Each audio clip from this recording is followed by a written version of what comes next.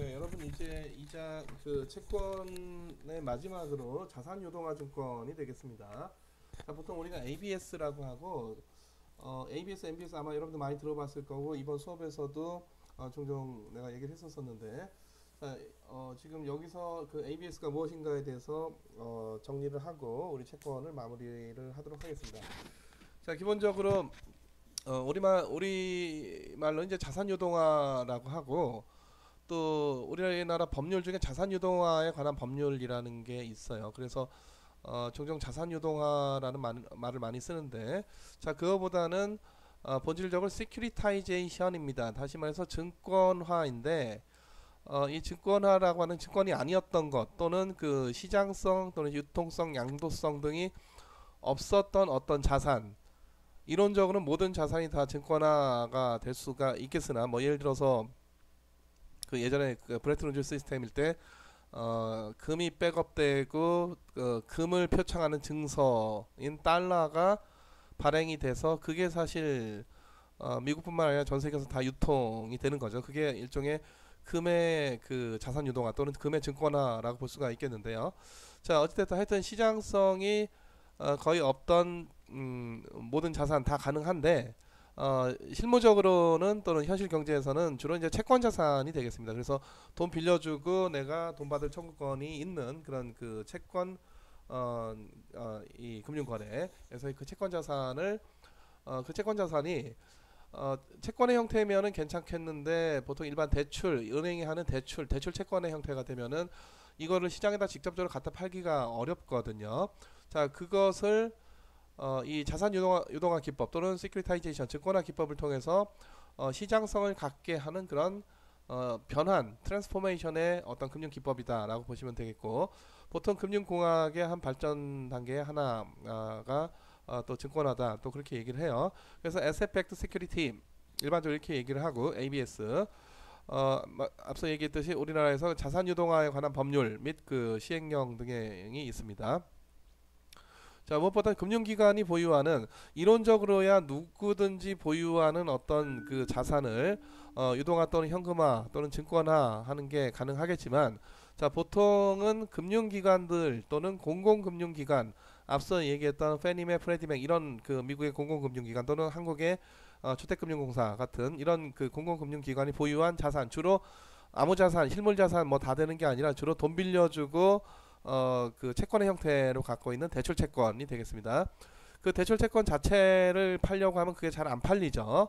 물론 시장이 이피션트하고 시장이 퍼펙트하고 시장이 컴플리트하면은 어떤 자산이든지 간에 서로 간에 어떤 가격 평가가 별다른 이견 없이 가능해지고 그 가격에 따라서 서로 간에 샀다 팔았다를 매매 거래를 하면 될 텐데 실제 현실 경제에서는 뭐 그런 우리 경제학에서 얘기하는 아주 뭐 효율적인 시장 또는 아주 퍼펙트한 시장, 컴플리트한 시장은 존재하지 않겠습니다. 그래서 주로 금융기관이 보유한 아무 자산이나 다 되는 게 아니라 주로 대출 채권을 유동화하기 위한 그런 어떤 증권화 기법이다 이렇게 볼 수가 있겠고요. 자 최초로는 1970년도에 미국의 공공금융기관, 주택금융기관인 지니메가 소위 그 MBS를 발행을 했습니다. 그래서 여기 MBS라고 하는 거는 그 주택담보대출 채권이에요. 그러니까 누군가 주택을 살려고 지니메한테 돈을 빌린 거고 그리고 빌리면서 주택담보로 해서 돈을 빌렸고 그럼 지니메가 이 주택저당 채권 또는 주택담보 채권을 들고 있게 되는 거고요. 그걸 보통 우리가 영어로 모기지라고 하죠. 모기지. 자, 그래서 모기지하면 부동산을 실물자산이 부동산을 의미하는 게 아니라 부동산을 담보로 해서 주로 주택을 담보로 해서 돈을 빌려주고 나서 그거에 대한 채권 권리, 채권으로서의 권리, 그게 바로 이 모기지가 되겠고요. 자, 그래서 주로 그 이 유동화하는 대상은 주로 이런 그 주택담보대출 채권이 되겠습니다. 물론 그거 외에도 자동차 할부금융 해주고 난 그 채권, 학자금 대출 채권, 가계 대출 채권 등등 다 가능할 수가 있겠습니다. 자, ABS가 어떤 서류상 회사를 하나 만들어서 그 회사가 보통 이제 주식회사가 되고 그 주식회사가 어떤 유형의 증서로 발행을 하느냐의 문제가 되겠는데, 그래서 그 ABS는 주로 채권의 형태로 발행이 되지만 주식이나 CP의 형태로 발행이 될 수가 있겠습니다. 자, 또 하나는 그 ABS의 그 기초자산, 다시 말해서 어떤 자산이 담보가 돼서 ABS가 증권을 발행하겠느냐 하는 건데, 그 기초자산에 아까 얘기했던 그 모기지, 주택저당 채권 뿐만 아니라 학자금 대출 채권, 그리고 자동차 할부금융 채권 등등 다 가능하겠고요. 기타 그 이 CDO, CLO, CBO라고 해서 일반적인 어떤 대출이나 또는 그 증서로서의 채권 등도 그 기초자산이 될 수가 있겠습니다. 자, 또 최근에 그 커버드 본드라고 하는 또 새로운 어떤 그 이 제도가 나왔는데, 이게 다 ABS에 의해 다 포함되는 그런 개념들인데, 자, 커버드 본드에 대해서는 기존의 일반적인 ABS에 비해서 어떤 차이가 있고 어떤 안전성이 있는 것인지 한번 조사를 해 보시기 바랍니다. 자, 주로 그 누가 유동화를 하느냐 하면은 주로 이제 우리나라에서는 주로 은행 또는 특수은행, 국책은행이죠. 기타 증권사나 자산운용사 하기도 하고요. 기타 캠코나 토지공사, 주택공사, 정책금융공사 또는 정책금융공사는 지금 없어졌지만 주택금융공사 등등 이런데도 자산유동화 기법을 사용을 해서 증권화를 통해서 증권 발행을 하기도 합니다. 자, 구조가 이래요. 그래서 일단 여러분들은 그 이 복잡한 구조 내에서 크게 처음에 자산 보유자가 예를 들자면은 돈을 빌려주고 예를 들어서 이제 은행이죠. 은행이 돈을 빌려주고 주택담보대출 채권을 들고 있습니다. 자, 근데 주택담보대출 채권은 어떤 자산적인 가치가 있긴 하지만 이거를 또 대출해 줄 수는 없잖아요. 그래서 이 자산 보유자가 그 대출 채권을 들고 시장에 나가서 그 대출 채권 사세요 하고 팔고 다녔더니 아무도 안 사. 이거를 이게 서로 간에 사기가 굉장히 어려운 게, 대출 채권이라고 하는 어떤 표준적인 계약 형태가 있는 게 아니라 완전 케이스 바이 케이스로 다 다른 대출 채권이에요. 그러니까 채무자 1과의 대출 채권, 채무자 2과의 대출 채권, 채무자 3과의 대출 채권 등등 해서 채무자 N과의 대출 채권, 케이스 바이 케이스로 다 대출 채권의 그 계약 조건들이 다 달라요. 다 다르고, 누구는 아파트고, 누구는 일반 주택이고, 누구는 뭐 연립주택이고, 누구는 일반 빌라고, 뭐 등등등 다 달라. 그래서 이 대출 채권을 들고 나가서 팔려고 했더니 아예 안 팔리는 건 아니지만은 한 0.1% 정도 팔리고, 나머지 거의 99% 이상은 안 팔린단 말이죠. 근데 이 은행은 뭔가 캐시가 있어야 또 대출을 해줄 수가 있으니까, 이 어떻게든 대출 채권을 좀 팔았으면 좋겠습니다. 그래서 대출 채권이 만약에 팔리면은 캐시가 들어오고, 그 캐시를 또다시 대출을 해주고, 그래서 대출을 통해서 자기네가 그 일종의 그 대출에 따른 여러 가지 수수료나 또 그런 이자 수익 같은 걸 또 거둘 수가 있는 거니까. 자, 그래서 그걸 원하는 건데, 이 직접적으로 대출 채권 자체가 안 팔리는 거죠. 자, 그래서 궁리하기를, 그래 그러면은 보통 SPV라고 하는 소위 자산 유동화 회사 또는 유동화 전문 회사, 이거를 설립을 합니다. 이건 일종의 페이퍼 컴퍼니예요. 여기 어떤 뭐 그 빌딩도 있고, 사무실도 있고, 사람도 있고, 임직원도 있고, 그런 회사가 아니라 그냥 서류상의 주식회사에 불과합니다. 이 SPV, 자산 유동화 회사가. 자, 그래서 이 첫 번째 자산 보유자와 자산 유동화 회사. 자, 그 다음 이제 투자자가 되겠는데, 자, 그래서 이 자산 보유자가 대출 채권을 여기다가 판다. 매각, 양도한다. 양도를 공짜로 주는 게 아니야. 돈 받고 파는 거지. 자, 팔고, 그러면은 대금을 줘야 되잖아요. 근데 자산 유동화 회사는 아무런 자산이 없잖아. 이게 페이퍼 컴퍼니니까. 자, 근데 지금 방금 받은 뭐가 있으니까, 대출 채권들이 있으니까, 이것들을 기초로 해서, 이 자산들을 바탕으로 해서 자기네가, 우리가 이 자산을 들고 있으니까 이 자산의 가치가 표창이 되는 증서를 팝니다. 증서. 요 증서가 채권일 수도 있고, 주식일 수도 있고, CP일 수도 있어요. 일반적으로 보통 우리가 ABS라고 하는 거죠. 자산 유동화 증권이라고 하는 거지. 요거를 판매자들한테, 투자자들한테 팔아요. 그럼 투자자들은 대출 채권을 직접 사는 것보다는 ABS를 사는 게 훨씬 좋은 게, 이 ABS는 우리가 아는 주식이나 채권이나 CP나 이런 거의 형태고, 이 대출 채권이라고 하는 거는 아까 얘기했듯이 각양각색의 너무 복잡한 그 여러 가지 조건들이 다 들어가 있는 그런 채권이란 말이죠. 그리고 이거는 유동화도 잘 안 돼. 또 시장에 갖다 팔 수가 없어. 주식, 채권, CP 이런 것들은 유통시장이 있어서 이걸 또 갖다 또 팔 수가 있잖아요. ABS 시장이 있어서 ABS가 발행되기도 하지만 또 다른 사람의 ABS 제3자가 산다. 그럼 이것도 팔 수가 있는 겁니다. 그래서 일반 증권하고 똑같아. 그래서 이 사람들이 그 증권을 사요. 자, 증권을 사. 그럼 이제 돈이 생기고 그 돈으로 이 매각 대금을 처리를 하면 되는 거죠.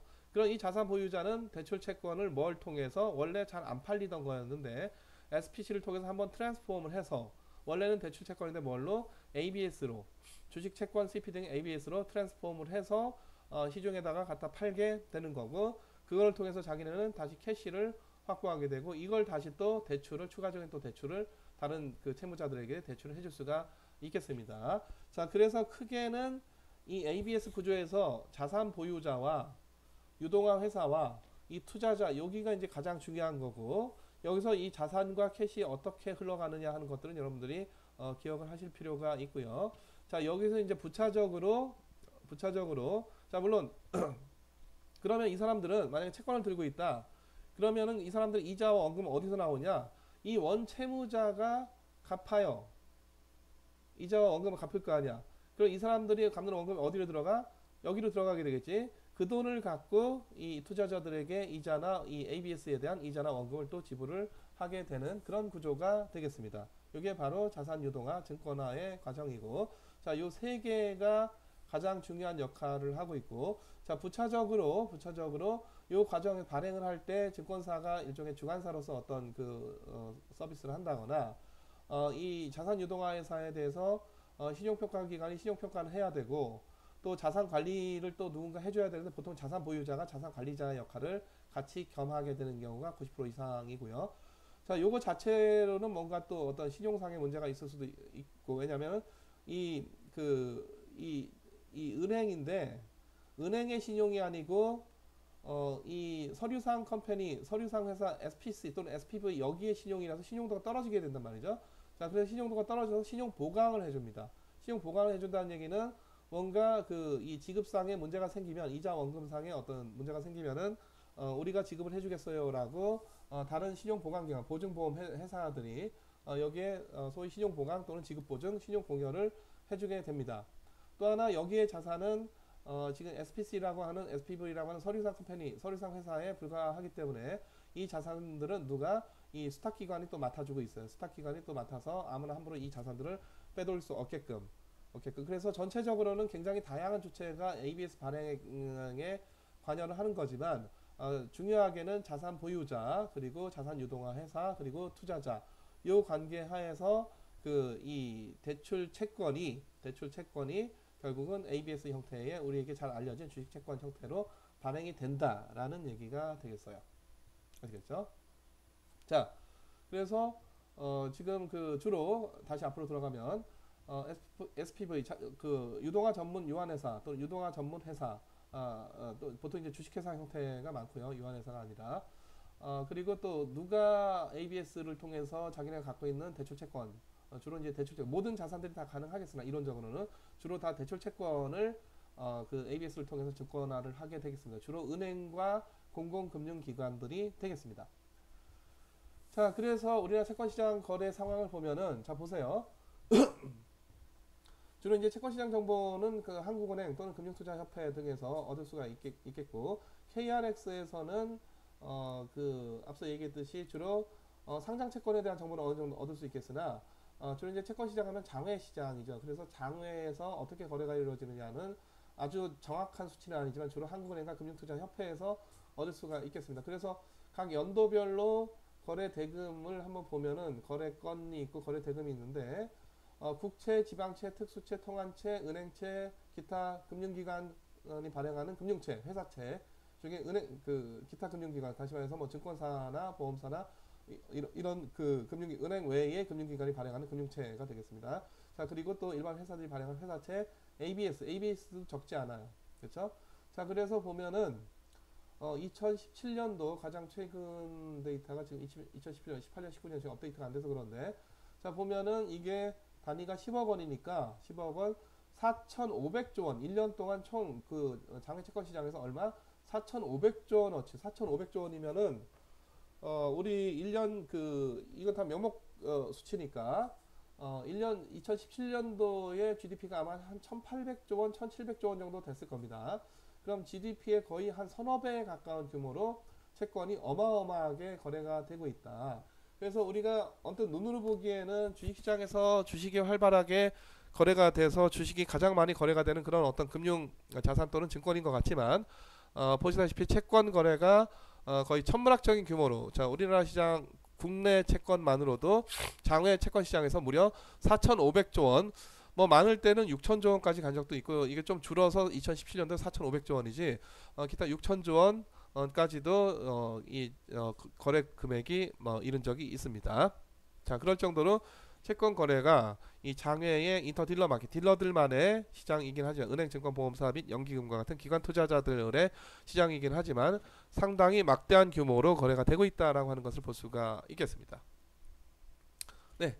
자 그래서 이번 슬라이드 주로 부채증권 단기 금융 상품하고 장기로 조달을 하는 채권에 대해서 좀 더 자세히 알아보았고요. 자 다음 이 13주차 12주차 강의에서는 지분증권 주로 이제 주식을 중심으로 해서 지분증권에 대해서 알아보도록 하겠습니다. 네 여러분 그럼 고생하셨습니다.